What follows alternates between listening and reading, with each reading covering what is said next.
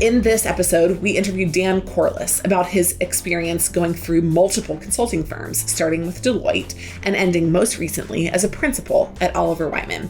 We hear about his career challenges, mistakes, and opportunities that he both took advantage of. And finally, we hear about some personal fun things about his life and career.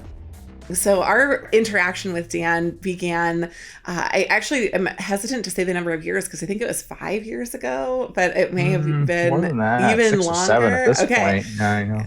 Yeah. So we worked with Dan as he was beginning to take a look at consulting as an experienced hire moving in. And we're super excited to hear about his background. It was incredibly relevant for consulting. We felt like he had a great shot. I actually had the chance to work with him directly, which was really fun and a very humbling experience because Dan, as you will hear, is kind of an all-star and has been throughout his career. But his move into consulting was also really compelling. So we worked not just on cases, but also on building his story, and then have remained friends and colleagues as Dan has come to speak really actively at our different seminars that we hold in New York City. He's joined us on calls. So Dan, welcome back. We're really glad to have you, and thank you for staying in touch over the years. We really enjoy our relationship with you. Oh, no problem at all. My first question in my pre-planned questions here is just tell me what you wanted to be when you grew up professionally. So as early as you knew that, in a way that it was semi-relevant to what you began with, it would just be helpful to have a little personal context about the beginning of your career. Right. I mean, when we think about consulting, there was this kind of a non-direct path. I mean, a lot of folks, they go in undergrad and they come out, go into consulting, they just know, or they come out of B school and it's just an obvious thing for them, or whatever their career path may be. For me, it wasn't so direct, but even early on, pre-business school, I was a sales rep for a very large company, and it's kind of a Walmart for the biotech industry. Just sold lots of stuff they use for research and development purposes, and consumables and equipment and whatnot. And it was just a giant catalog of stuff, and I had a very large account that we had a locked-in agreement with, and I had to find ways to grow the business, and just going door to door wasn't going to work. So I was reading the Harvard Business Review, and I was reading about strategies that Procter and Gamble used at Walmart, or somebody did at Target, or some giant corporation did somewhere to enter a market, and I started sketching it out on paper, like maybe I could do that here, so things like that were early for me to kind of think about how can I strategically attack a problem and pull it apart into its elements, et cetera. And that led me to business school. Then business school led me to GE, and I was at GE a long time. But my first kind of interest in consulting at GE was I was in a leadership program. So it was 4 6-month rotations, very consulting, where you parachute into a business and you have to solve a problem in 6 months. So you by yourself basically, and you're given a 1-pager. And you have to figure out something complex, boil it down. You need to learn the people, the process, the technology, and get a solution done, and then get the people to buy in on your solution and kind of start the ball rolling on implementation. So I did that for 2 years, just 4 of these rotations, and I really enjoyed that. And then in my roles at GE, I was a business builder. I would restructure businesses. I'd kind of go into the burning building and fix it. So again, it was okay, figure out what's wrong, kind of build out the frameworks, build out the solution plan, and start rolling it out. Some of the things you might do in consulting, but the pivotal moment for me was one of my last roles at GE. And by then I'd worked my way up to director. My boss was the executive general manager. My boss's boss was the CEO, by a guy named Kieran Murphy, who now runs all of GE Healthcare. And they wanted me to solve a very large strategic problem for $1 billion business. And I was being mentored by my boss, who was ex-McKinsey. And I would go to him and we'd be hashing things out. And he'd say, when I was at McKinsey, this is how we would think through this problem. He'd draw out a nice framework, or, it's a cliche, but just kind of a way of thinking about a problem. And I said, wow, this is really cool. I'd really like to learn more about this. And I realized that I'd been solving problems strategically, but I'd also been kind of brute forcing things, and, hitting things with a sledgehammer, and maybe not the greatest data analysis, et cetera, because I didn't really understand, how to do it yet. So I said, where can I learn more about this, and where can I attack more problems and with this rapid fire kind of turnover of projects, et cetera. And consulting was something that, seemed important to me. So throughout my career, there was like elements of consulting or me being drawn to a consulting type solution for a real problem. But it was really that last but like last role at GE where my boss was, this ex-consulting guy from an elite consulting, went to Wharton, went to McKinsey, and here he was as a senior leader at GE. And he's like walking me through stuff on his whiteboard and how to set things up and frame things, and even setting up the final deck. This is how we would lay it out, et cetera. Socializing it, just all these things that, I probably wouldn't have known. And that's what kind of made me think about moving into consulting as a career choice, or at least a part of my career to add tools into the toolbox of who I am as a professional. Amazing. So, question for you. I know a little bit about your background. So, as a spoiler, I know where you went. But when you were surveying the landscape of firms, the first place that you joined was Deloitte. How did you decide that Deloitte would be a good fit and a good place to go after GE? Yeah, that's a great question I get a lot. And I was, there's boutique consulting firms that may focus on niche areas, or there may be very focused firms that do like one thing, like economics research or something like that. But I was at a big like conglomerate type company, and I kind of was drawn to the big conglomerate like consulting model. Like I like the idea of like these solving like really big problems, and the idea of like navigating a large organization wasn't daunting to me. Going to the world's largest professional service organization, trying to figure it out, seemed totally fine. Global clients, global projects. I worked on a lot of cross-border projects. So that to me just seemed totally normal, given I used to run global businesses and I had people working for me around the world at GE. So this is fine. So Deloitte seemed like a really great place. And the nature of the work that they're doing at the time, and still do to a certain degree, is kind of strategic implementation. So they do a lot of strategy, and they do a lot of strategic implementation, kind of that middle ground between like pure implementation and pure strategy. And they do pure strategy and they do pure implementation. But a lot of the work in strategy and operations, which was the service area that I joined at Deloitte within Deloitte Consulting, was really focused on how do we refine the strategy and then make it real. So like really like rolling out that strategy. Kind of like, I'd call it 20,000 feet, not 30,000, 40,000 feet, and not like hitting the ground, but that kind of middle ground. So there's a lot of meat on the bone. So the engagements were maybe not like your typical short 4 to 6 week pure strategy, and they weren't necessarily 6, 9, 12 months like implementations. They were usually like 8 to 12 weeks. So 2 to 3 months. So they're kind of middle ground between pure strategy and pure implementation, where you're doing a little bit of both, and you're getting involved with some operating elements, but some strategic elements. So that was really what was interesting to me. And they have a big life science practice as well. So I joined Monitor Deloitte. So Monitor used to be a standalone firm, was acquired by Deloitte. You're seeing that with like Booz Allen being acquired by PwC to create Strategy, and Parthenon being acquired by EY. So they have EY Parthenon. So they have these like pure play strategy houses within their larger consulting organizations, and it gives them kind of a broader range of services. So that's where I was, and where I landed, why I selected Deloitte.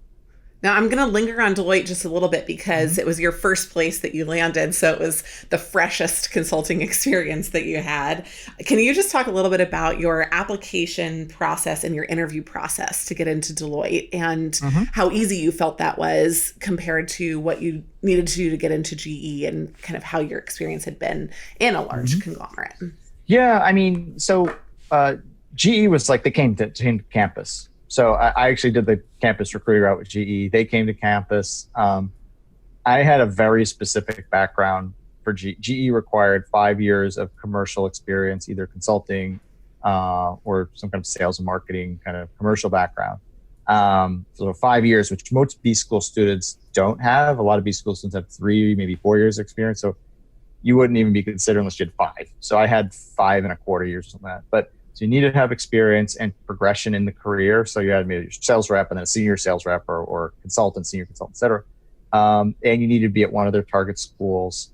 So there was like a pretty high bar just to like start the conversation. And they only recruited at like 15 or so schools. So that was another area there. And then it was a lot of fit interviews, and then which for some people is easy and some people it's hard. It depends on your background. And then I remember there was like a super day. It was like after several rounds of in-person and phone, and there was a on-campus dinner, and you were being watched during the dinner, right? So like it wasn't just let's go have fun. It was like they wanted to see how you behaved with each other. What kind of questions did you ask? Were you polite? Did you like hold the door open for somebody? You know, like are you someone who thinks about others or just thinking about yourself? So that like a lot of people didn't realize that they're being interviewed at the dinner by just being observed. That kind of creeps people up. I actually think it's really good to see how people behave when they're not sitting across an interview table. So that was one piece of it. And the final piece was like a super day where you were brought to Crotonville, which, you know, people on this call can Google it. It is a legendary corporate training center outside New York City. This is like where I found like Jack Welch, and this is like kind of the hallowed halls of GE leadership. Every senior leader has passed through here. They had a final round interviews there. So we did our interviews there, and again, more fit interviews. And then we had to do a presentation, and we had, I forget what the time was on the presentation, but it was time. It was like 10 minutes. You had 10 minutes to present something, Q&A. And if you weren't done, they would literally like pull you off the stage, if you will. And obviously you failed if you didn't finish your presentation. So I prepared something relevant, practice. And I gave my pitch. And coming from sales, that was not hard for me. But there was a lot of people who really struggled. They either bit off something that was way too complex to discuss in 10 minutes, or they weren't clear and concise, so they couldn't convey or be persuasive and all this stuff. And it was a pretty rough day for a lot of people. And went through that. And again, that also finished with the dinner and cocktail hour and everything. And again, you were sitting with executives and they all were taking notes after the fact. You didn't really know this taking notes, observation until afterwards. But that was all part of the process. So in one way, it was very difficult. In one way, it was easy. Whereas consulting interviews are very much about the case. It's very analytical. It's very structured. It's, you know, you crush the case, you don't. And the fit piece is important, but less so than say like the corporate gigs. So that was the GE process. And then, can you juxtapose what you did at Deloitte to what happened at GE? And again, you were an experienced hire, so it wouldn't have necessarily been exactly the same. So right. if there was anything in particular about that. So Deloitte and all the consulting firms I interviewed with, I networked my way in. So I found someone either in my network or someone I was very close with that could make an introduction. You know, sometimes it was like, you know, we'd have an email and a phone call, and then I'd meet someone for coffee, and then they'd say, okay, I feel comfortable introducing this person to recruiting. And then, you know, hey, I heard we're hiring. Let me connect the dots right now. And, you know, there was usually some work on my part to build the network in. And then, so networking your way in is very much the way to get into most of these consulting firms. Now that there's the internet, there's recruiters and stuff like that, but really the best way to do is to like find someone in your network your way in to whichever consulting firm that you can. And then when I was networked in to Deloitte, it was an ex-GE colleague. We had worked together in a part of GE. He was pre-MBA. He went through a very elite undergrad finance program, and then he left after the program was over, went to Deloitte, and was doing well. So when he introduced me, it carried some weight because he was already pretty well respected before B school. And then I networked my way in and I interviewed and things like that, and very informational interviews. And then they put me into the process, and the experience hire process it's a little more fit based. I still had a case interview, but I had one, not like 6 or 7. And there was a lot of fit. And then I did a case interview. My case interview lasted 20 minutes. The guy was going through the case. I was, you know, knocking out here's my framework and here's the structure and here's how I'd set up this thing, whatever. And then the guy was just like, you know what, I've heard enough. So tell me more about your background. You know, he put away the laminated cards, and I was like, okay, I guess that's a good thing because it was he'd heard enough that he felt I could think my way through things. And then, you know, I've got a phone call a few days later saying, hey, we'd like to offer you a job. Deloitte, it was funny though, with the Deloitte experience hires, an off-cycle type of thing. It was right before I interviewed, it was like end of year, so they had to like pause, and then I had to follow up with them, and there was a little back and forth, and then over a course, extra couple months for them to get an actual offer, get it signed, done, and join Deloitte. But you can see the juxtaposition is that instead of like a very traditional kind of formulaic campus hiring, there's the campus presentation, you do some networking, you go to a coffee chat, you do a resume drop, you get the phone screen, you do this, do this, and it's very kind of structured. The experience hire out is very unstructured. It's very candidate driven. It's not them coming to you. You have to go to them. You have to follow up. You have to stay on top of recruiting. Recruiting says, oh, I'll email you in a week. You have to follow up with them in a week. They probably will be busy. So it's very expected that you will be networking your way in. You're not bothering them. You're not a trouble. You're expecting that. And if you do that, they actually like that. They like the fact that you're tenacious, you're following up, you're diligent, you're concise, et cetera, et cetera. So very different processes. But the way I got in wasn't, my father was on the board of some, company and was a client and they're doing me a favor. It's definitely much my own generation. I generated that myself. So that's how I got into Deloitte. Awesome. Okay. Well, I have one more Deloitte question, and then we're going to take some questions from the listeners, and then we'll dive back into the next stage in your career. But my final question about Deloitte is, what was one key skill that you were glad you already had when you joined Deloitte? You mentioned it was a large organization. There was a lot to navigate. So what's one key skill that helped you do that and helped you do well there? And what is one that you wish you would have been better at when you joined Deloitte? So I say the first thing I'd say, like one thing that really helped me was that you have to there's a lot of stakeholders. There's a lot of moving parts with everything you do. So if you want to get one thing done, there may be 5 or 6 people that have to weigh in. So you have to be able to quickly identify your stakeholder map and how they influence the decision.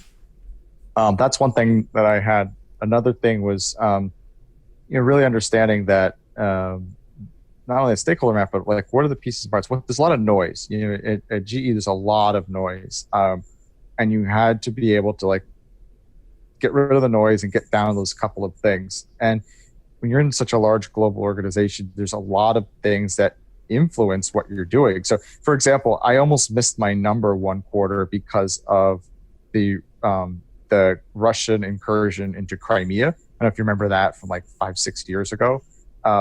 And then there was U.S. government sanctions, I think, against Russia. So we had product and services basically sitting on a loading dock somewhere in Europe that weren't moving until things got kind of sorted. So I was sitting in front of finance leaders saying, I might miss my quarter. And I said, what's going on? Last month, everything was great. Well, you're basically telling a dog ate your homework kind of story, but it's global politics and global conflicts, and these things weigh on your mind. Or when the Fukushima, the earthquakes happened there and the nuclear power plant erupted, GE had a factory there. So, and we have people there. So you have to make sure your people are okay. You want to make sure everyone's taken care of, the families are all right. And these are things you had to deal with. So when I went to Deloitte, I already went in knowing that it isn't just this point solution between me and this person I'm sitting across. There may be others involved. There may be other processes at work. So that was helpful when I was doing, say, a cross-border merger and acquisition deal, where there's a lot of people, a lot of moving parts, a lot of opinions, a lot of people that need to be influenced, a lot of people that need to be massaged, and it's going to be touchy with this person, and that person's a yes and this person's no. So that was very helpful. The things that I wish I had, which is why I went to consulting, was that kind of rigor of analyses, the depth of how you kind of quickly analyze and structure and work through problems, slide building. My slides got really good. Yes. My spreadsheets of my slides, even after a year of consulting were way better. And even now I think back of maybe struggling early on in consulting and being that was so easy. How was I having a hard time with that stuff compared to the challenges I deal with now? And so I think those are some of the things the things that I struggled with, wish I had more of, was the reason why I went there in the first place. So, a lot of that, classic things that you learn in consulting, why I went there. And I said, yep, I'm missing this stuff. So this is great. Getting my butt kicked, but learning a ton. Exactly. Well, Dan, we have a really good question about your Deloitte time specifically, and some of the questions we might save until a little bit later when we're talking about the recruiting environment right now. But this one is around moving from commercial experience, 5 years or so into a consulting environment, because consulting firms often look for something that's relevant. You had healthcare, Right. but some other people have different things like IT, project management, or even entrepreneurial experience. So Mhm. from the other side, when you were sitting in the recruiting side at Deloitte, what were some ways that people made their prior experiences compelling for you? If somebody's thinking about either taking what they already have or pursuing their next job as a stepping stone to consulting, what would Right, you right. recommend? So, when I say, well, I'm talking about like I was focus on an experienced hire. Most firms don't hire a lot of experienced hires that don't have consulting already. So, that's the bad news. The good news is there aren't a lot of people who are, say, in some form of industry, will say they're like me and want to go into consulting. So that there aren't as many. And a lot of firms are looking to say, bolster some of that, right? They have their pipeline of people coming out of college, coming out of B school, and they need like subject matter experts, or they need people with deep domain expertise. And I think a lot of firms are also trying to get a little more specialized in certain areas, where there could be in healthcare or life science, or certain financial service industries or something like that. So the specialization is becoming more important, even at big firms, to be able to not just be a jack of all trades, but also be able to be really good at a few things that clients really need. So that's the good news. And I think that when looking at it, it had to be something. Well, the thing is, I would recruit just for kind of the areas that I was looking at. So for me, I would want to be looking for very specific sets of experiences, or specific companies, types of experience. And I think so. So for example, if I have an IT background, I would, like you would look at a company like that has a big IT practice, like Accenture, huge in that area. Even Deloitte has some of this stuff as well. Or Tata, or one of these companies that does a lot of Cognizant, these kind of big IT consulting companies. I would first look for the companies that do these sorts of things. So if I see a resume, if I was at Deloitte in life science M&A, and someone sends me, oh, here's a friend of mine looking to get into consulting, and it's like IT project management. Well, that's not what I do, and I'm not even sure where in our organization we do that. I would, if the person had great set of experience, like let's say they had relevant experience in, say, project management, client delivery, client management, things that like are tangential or overlap with what we do. I could say, okay, this person's, they've worked their way up, they've done some of the things that we do. So I would, maybe forward on to recruiting, say, I don't know where this goes, but maybe we can take a look at this person. Someone take a look at this that knows more than I do. So really, from anyone that's looking to get in, the most important thing is to identify the firms. So the whole thing I said is you have to network your way in. So identify the firms that do the things that have overlap with your background. So there are firms that just do project management, and they kind of will project manage anything, and that's your thing. You have a PMP designation. There could be opportunities there. IT is obviously a huge space. It's always big. There's always a lot of work in IT. If you have healthcare experience, but very specific healthcare experience, there are firms that just do that work with insurance companies. There are firms that work with just payer providers like hospitals. And I'm speaking from my experience with people that do regulatory work with like the FDA or government consulting. There's all kinds of niches, and I would say look for the firms that focus on the niche or the industry that you're strong in, and make sure that you have experience, like project management, client management, strategic problem solving. Whoa, here was a problem. I was on a team. We had a project problem, and we were tasked with solving it. And here's what we did, and I led this part of it, or what have you.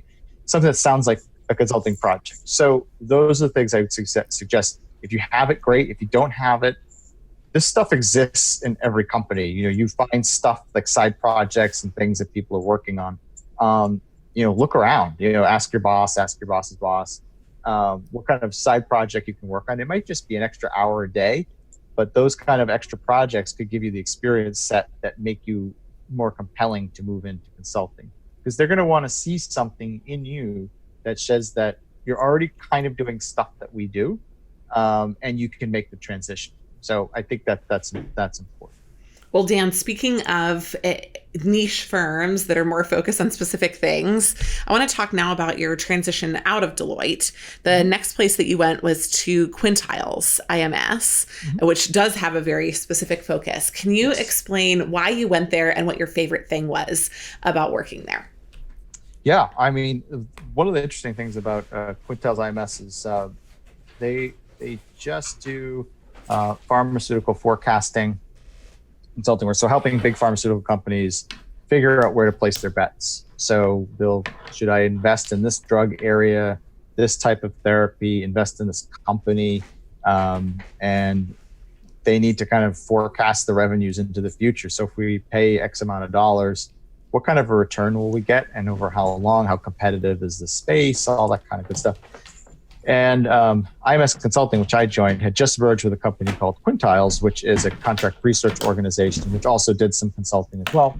IMS Consulting was part of IMS Health, and IMS Health was a big aggregator of data. They were probably one of the earlier big data companies, and they would aggregate all kinds of pharmaceutical sales data, volume, sales numbers, at very granular levels that a pharmaceutical company can slice and dice and analyze.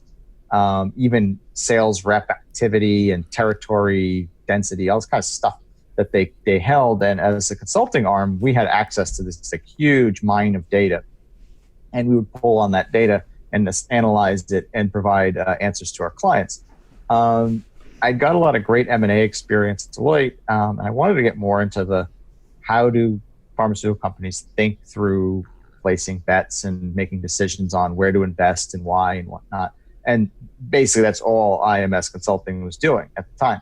They've moved into some other stuff now, but basically, I was just doing project after project after project like this. Whereas if you were at a big consulting firm, you would be doing pharma projects, you're doing med device projects, you're doing all this other stuff. And at that point, I wanted to just learn about this, and I just got one rep after the other. Whether it may be an M&A work, it could be a investment decision, whether to say yes or no. It could be product launch. So we help the company think through the final phase of clinical trials as well as launching the product, and what kind of return they're going to get in their investment. So all kinds of projects around that. A lot of M&A deals as well. Yes, so that was a great experience, because by the end of that year, I had a much deeper understanding that I had before joining, but also a deeper understanding than if I spent several years at another firm, just because of the velocity and density of the amount of reps I was getting. It was all in one area. So it was a great experience for me. So Dan, great. So another transition after that, after you had that velocity of reps, was that you moved over to LEK. And so similar question, what about LEK did they do really well? What was compelling to move over? Yeah, no, LEK reached out to me. They said, hey, you're at IMS, and we'd really like to expand our capabilities to understanding big data and data analysis. And you obviously understand IMS data. And I said, yep. And they said, we also do a lot of M&A work, and we've got a lot of M&A work coming in, and you obviously understand that. So would you like to do some of that? I said, of course. So that'd be great. So I went in, joined them, and they're very well known in life science as well. Like, they're very well respected.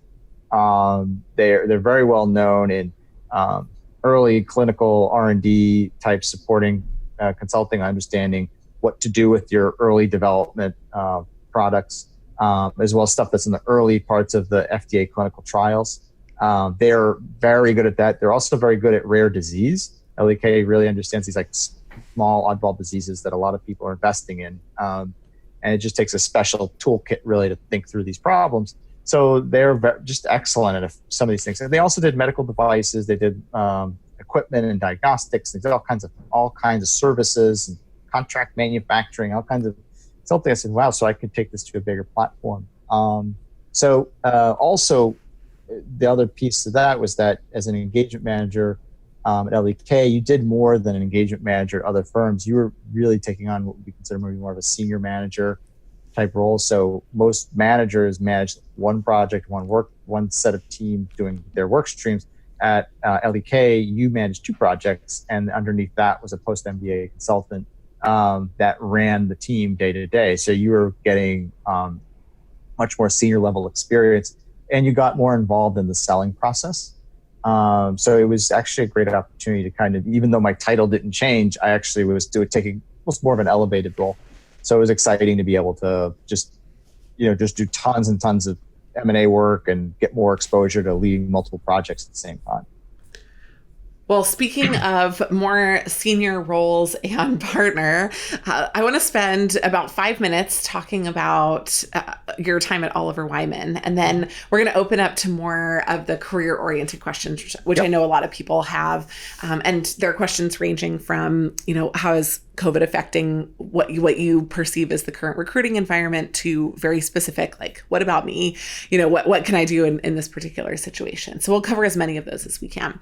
But I do think that it's really interesting that the most recent stop on your tour de consulting was at Oliver Wyman. And I would just love to hear a little bit about specifically, the type of work that you were selling, how it was different in the way that you use data and problem solved compared to the other firms that you had worked with up until that point. No, this is great. So I'll start with kind of the LEK data analysis. So we'll actually go back to IMS. It was their own proprietary. They were the data. Like, people would buy the data. Other consulting firms, pharma companies would buy IMS data. It's kind of the industry standard to understanding everything. So people would buy memberships to the data, or they would buy cuts of data from IMS. So that was my first set of data analytics, and they had their own proprietary analysis tools to analyze data. So it was actually quite interesting to be like the owner and manipulator of the data at LEK. Quite convenient in some ways, right, Dan? Yeah, I know. It's kind of like not a monopoly, but it's kind of like, it's like you've got the water in the middle of the desert. It's like, come to me. But at LEK, which was interesting there was that they were really thinking forward about data analytics being an important part of the future of consulting. So classically, the best place to be was like corporate business unit strategy, 4 to 6 week projects, sitting at the right hand of the chief strategy officer in the C-suite. Everyone wanted to be there, and there's a few firms that did it, and everyone else was like knocking at the door. But the reality is today, it's more about like total value that you can bring to clients. So it's, some of these pure strategy firms are doing implementation work, they're doing pricing work, they're doing supply chain work, they're doing all kinds of stuff, and informing that through different types of tools. So you're seeing digital practices, you're seeing more implementation work and operations and consulting groups within strategy firms. So you're seeing all this stuff. LEK doesn't have the scale really to do like big implementation projects. That wasn't their interest anyway. But what they did see was an opportunity around analytics. So while I was there, everybody went through training to use Alteryx, which is a data crunching platform. So there's a whole bunch of them out there, but Alteryx is one of them, where you can, instead of trying to hand build like really crazy spreadsheets, this is a platform that helped you bring lots of disparate data together, and helped you pull it together, organize it, and then start analyzing it. And I may not be doing fully justice to Alteryx. I got the engagement manager level training, which is very sparse, but it's a powerful tool. And the point there is that your clients are cranking out more and more data. Everybody's collecting so much more data than 10 years ago. So, or even 5, 10, 15 years ago. They want to analyze, but it's coming from different systems. So you have to find ways to pull it all together and analyze it. So they chose to invest in Alteryx and then Tableau, which is a data visualization tool. So you would, pull all this data in, crunch it in Alteryx, visualize it through Tableau, and then you'd create output that you could give to your client. And the magic in it was just what data to analyze, how to analyze it, what's that analytic work plan, which is something I would help devise and my team would implement. They would do all the programming and the crunching, all that stuff. But then it was like, okay, how would we want to visualize it in a way that's compelling? So that'd be another piece, right? So what I'm thinking as an output would be this or that. and the team would kind of start running through it, and we'd iterate. We had a client who's had a market entry plan that wasn't we didn't think was the right market entry plan, and they had all this data to support it. And we did our whole data crunching and visualization thing. I won't spare you all the details. We spent like a week or two doing all this, just this, our whole team working on it. And what we developed was a map of the United States. Here are the markets you're in, and then a county by county heat map of basically red, yellow, green. Like, here's where you are, here's where you're not, here's where the opportunities are, and just highlighted that, just focus here, here, and here, and you could double your business. Basically, there's something, I'm just paraphrasing, but it was a powerful one pager that showed the C-suite, investors, anyone to say, oh, here's where they are, here's the opportunity where they are. They're barely scratching the surface. They don't need to, go into different countries and different markets. They could just stay where they are and ramp up considerably. So this is how we were thinking about differentiating ourselves, was really through this data analytics, visualization of the data to provide insights that help to drive and generate decisions or support recommendations that we were making.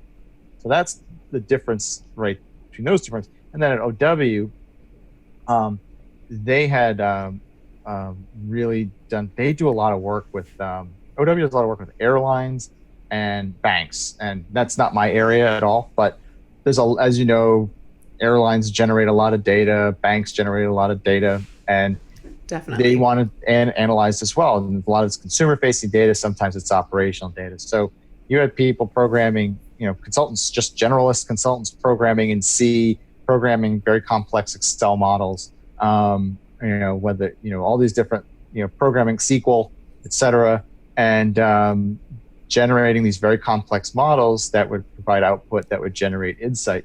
And this wasn't like an analytics group. This is just how we were on project. So where I'm driving at here is that data is becoming very important to be able to manipulate, analyze it in a very sophisticated manner. Used to be able to just crunch a few numbers and put some stack bar charts up there, and it'd be great, maybe 15 years ago before my time. But now your clients are ex-consultants, and they have very detailed asks, and they really want to follow the trail of how you get to where you got to it. And it has to obviously tick and tie, and being very sharp with data analytics is kind of where things are going. So very different approach to data analysis at different firms. My group, we're private equity due diligence, and we do a lot of consumer work, do a lot of TMT work. And the work that our group does, we do a lot of consumer quant surveys. So there's a lot of work that group does in consumer focused B2C surveys, B2B, B2C type surveys. So you're doing like net promoter score and value stream mapping and things like that. So that's where you're building very detailed quantitative consumer surveys. So that's a whole magic in itself on how do you structure a survey so it follows the right data paths. How do you crunch the numbers and data and visualize it as well? So the kind of point here is that, 3 different firms, several different approaches to data analysis, but the kind of theme running through that is that data analysis is incredibly, incredibly important today. And everyone's trying to differentiate by being able to show this in their own special way. So that's very important. Amazing. Thank you. Well, I know that people have some very specific questions about recruiting and performance at consulting firms. And I know that you were involved in both of those at many of the firms that you were in. Yep. I'm going to start with some of the performance ones. One of the questions was, what are some traits you see from those who promote quickly inside an organization? And if you want to refer to Oliver Wyman, your most recent experience as the key baseline for that's great, or you can draw another experience too. Yeah, I mean, as far as who kind of really stands out being a top performer and what yes. And Dan, just in light of your last question around data, I think one of the questions right now that people are asking is how should we be upskilling? How should we use a little bit of the time that we have right now? And if our summer is disrupted in all the ways that it could potentially be, how do we spend our time right now focusing on skills that actually matter? So if I were to paraphrase it, is it data? Is it soft skills? Is it some combination? What is it specifically that you would could use to focus this time to build the skills that make that difference for people? Yeah. I mean, how would you spell? I mean, this is just my point of view, so don't go too crazy with this. But I would say learning some data analytics, where it's some programming, being able to program something is great. You don't have to be a master programmer, but understanding the basics of SQL, the basic and how that's used in data, because SQL is used at like a ton of places, but how is that used in data analysis? There's different C and I think C#. I forget which flavor of C is being used in programming analytics. Python, R. There's all kinds of tools, and then there's obviously Alteryx and other platforms like that. And then Tableau, obviously, there's different data visualization tools. You don't have to know all of them, but I would understand that data analysis is like massively important. It won't be in a consulting interview. The consulting interviews are just cases, but telling someone like, took some online courses and how to program C for building into an Excel model or doing data analysis, and I studied Python and I don't know, I'm just making stuff. I got a certificate on how to use Alteryx. That can't hurt, because it shows you're thinking about the kind of work that they're doing and getting more into. Be able to crush case interview, obviously that's like the most important thing. But like, if you can also show that like, hey, I've talked to your friends in consulting as well. This is like huge. You have someone who can like crunch data like that and build a good model that doesn't blow up at 2 a.m. the day before it's due, all that stuff. Knowing how to build models, Excel models first. If you're not good at building Excel models, figure out how to build Excel models. And then that next layer, I mentioned all these languages, the different data visualization tools, data crunching tools. Pick 1 or 2 and just learn about them. Learn how to do some basic stuff. Because if you can show that in an interview, saying, if you're going to a non-technical consulting role and you say, hey, I learned, while we had some downtime, I learned how to program this, I learned how to build those models, and, be happy to walk you through a model I built or something like that. That just shows that you're thinking ahead and how to position yourself for that, future's place. Now, Dana, somebody had a really interesting question just about you and your future. Mm-hmm. Now that you have this experience in consulting, do you foresee yourself going back to a large organization like GE at a senior level, or doing something else as your next step? My next step, it's an interesting one. I don't know that I'd want to go into a very large place like the GE, but I wouldn't say no to things. I can really think about, I have to be coy because I'm working on a couple things right now.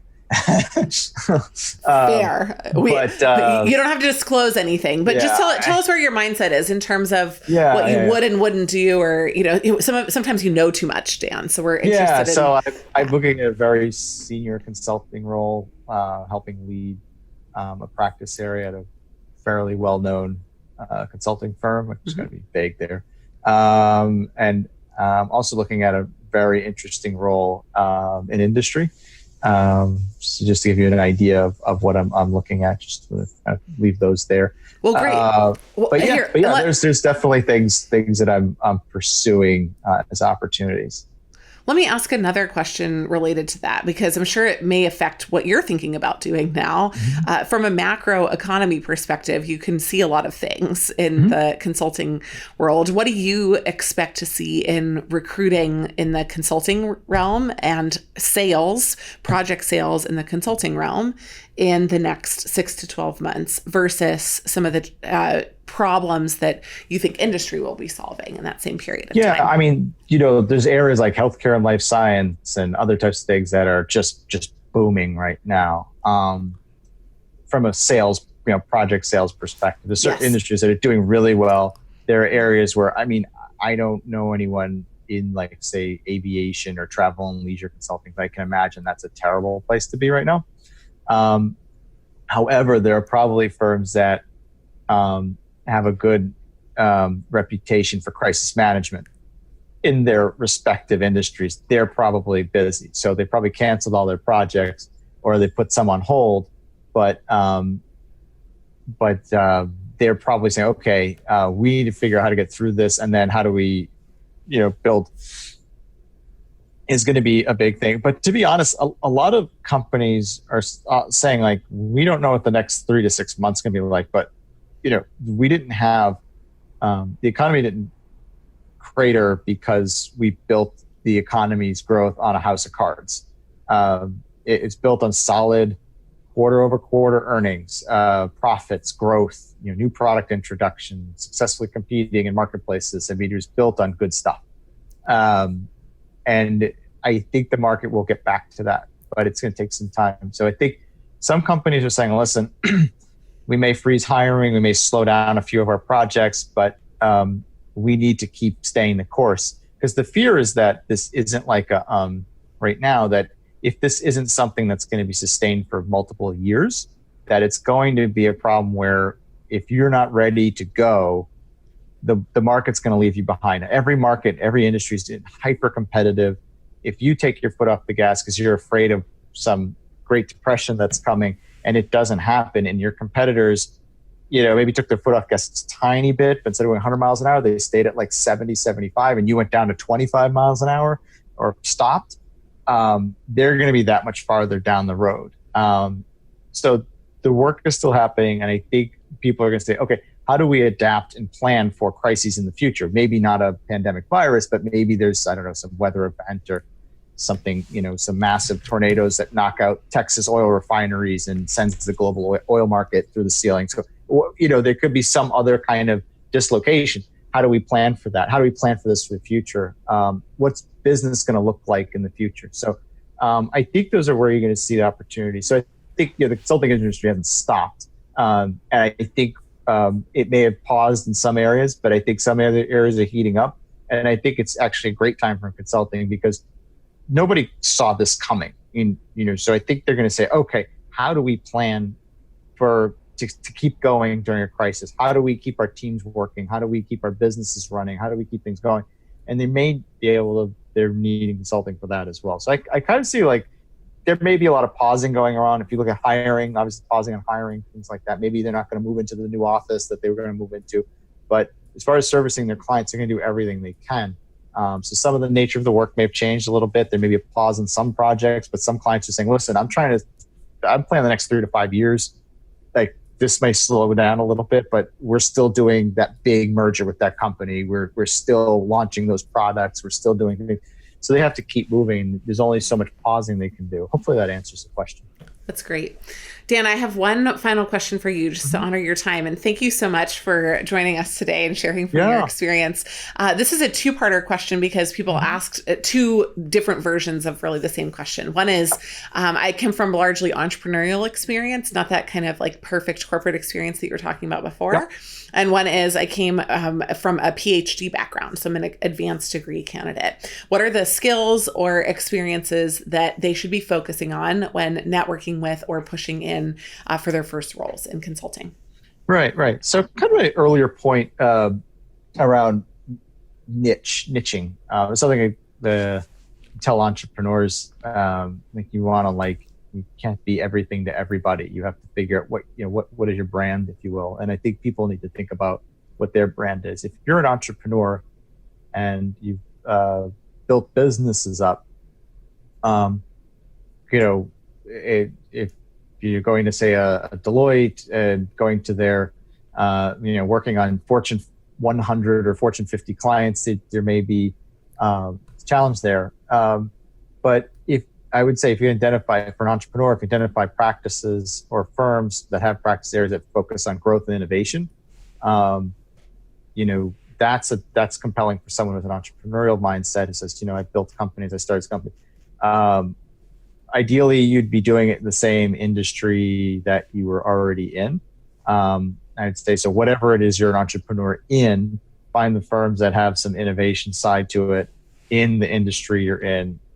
Make it a path of least resistance is kind of my coaching there. Amazing. Don't say, oh, you know what, I've been doing digital marketing and run my own digital marketing business, and now I want to do like IT and supply chain, there's what's the connection point, right? So,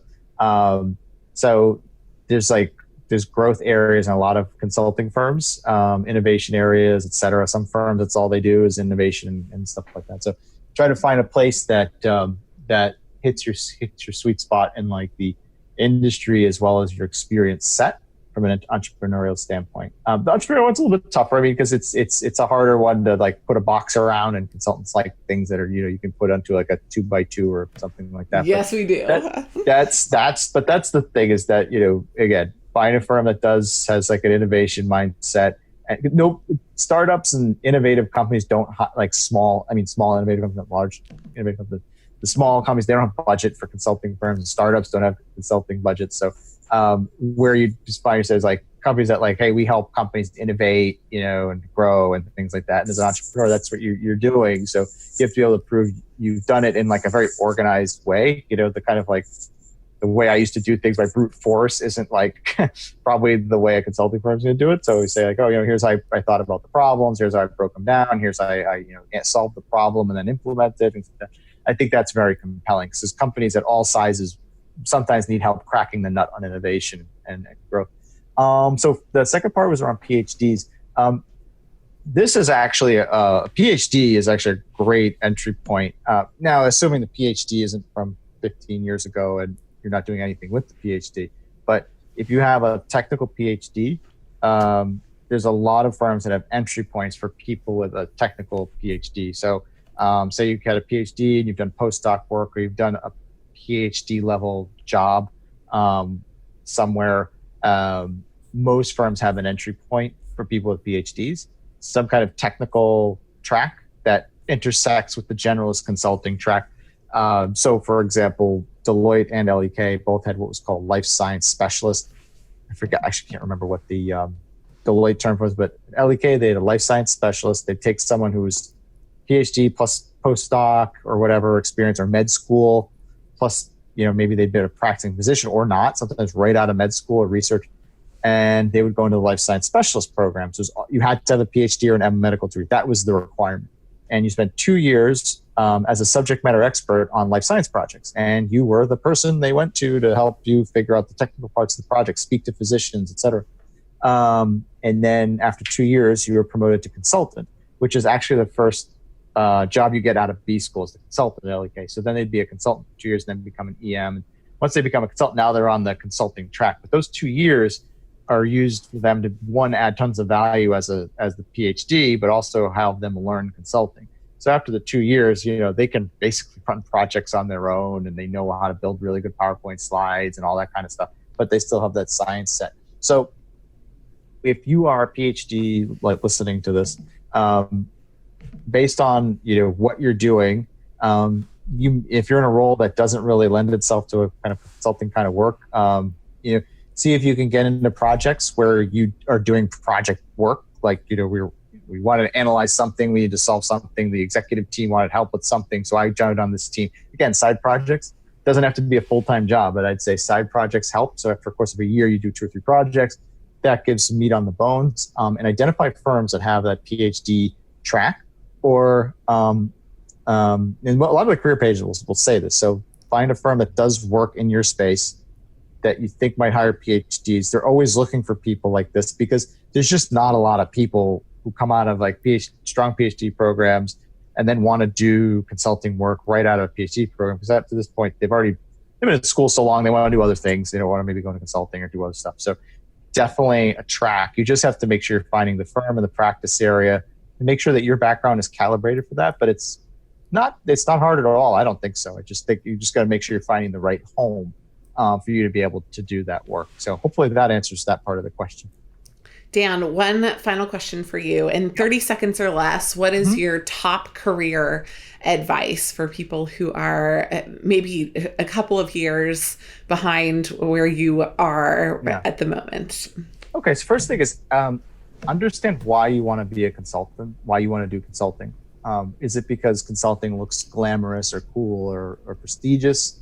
Or is it you really like the idea of, that kind of solving client problems and changing projects every few months, and just that kind of, that is because it's a challenging road. I always tell people, like, think about why you want to do this.